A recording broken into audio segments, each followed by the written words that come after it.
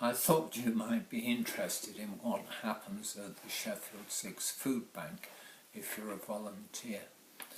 The chapel at Philadelphia Church opens to people in food poverty for 2 hours on Tuesday and Friday mornings. We always begin with a short briefing by Chris, the food bank manager, telling us what a great volunteer team we are.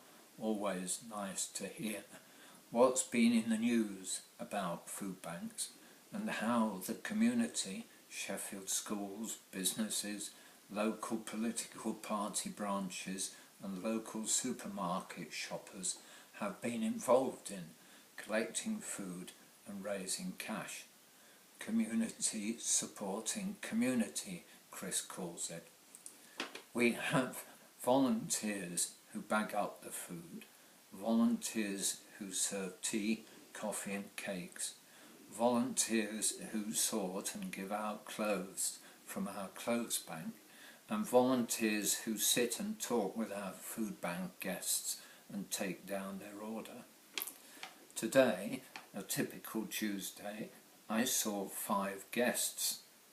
A, who had Parkinson's, had council debts from the past, and deductions were being taken from his benefits.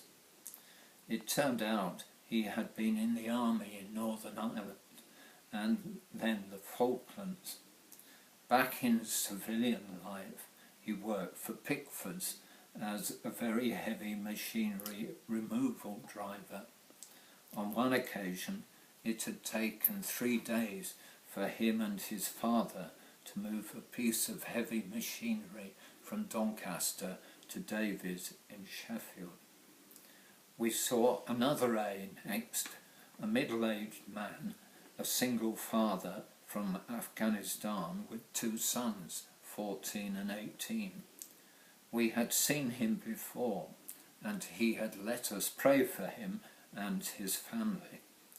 His English is very limited, but he is getting the hang of our list. A wanted to visit the clothes bank, so we took him upstairs after his food arrived. He left with fleeces and bedding, but finding shoes is always a problem. The third guest we saw, S, and her 16-month daughter H, came from Côte d'Ivoire, just as well that I was working with Anne, a fluent French speaker. The baby, however, was clearly distressed, so we asked and prayed for her.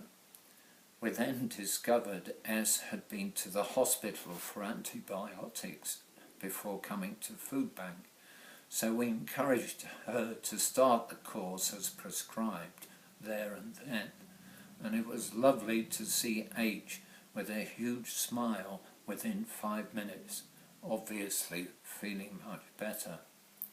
I then saw on my own a young man, again another A, who had been waiting for a while. He had moved to Sheffield from Derby recently, but was originally from Eritrea. Tins and packets were obviously not what he was used to, and he was very limited in what he asked for this week. He is starting college in a week's time to learn English. He was looking for shoes from the clothes bank, but we were unable to find his size. Lastly, with Anne again, we talked to John, who was clearly quite breathless and suffered with asthma. His housing agency support worker had advised him to apply for PIP, Personal Independence Payment, and his benefits had been reduced whilst his claim was assessed. This was his first visit to Food Bank for over a year. So 5 people seen over a space of 2 hours, a typical morning at Sheffield 6 Food Bank.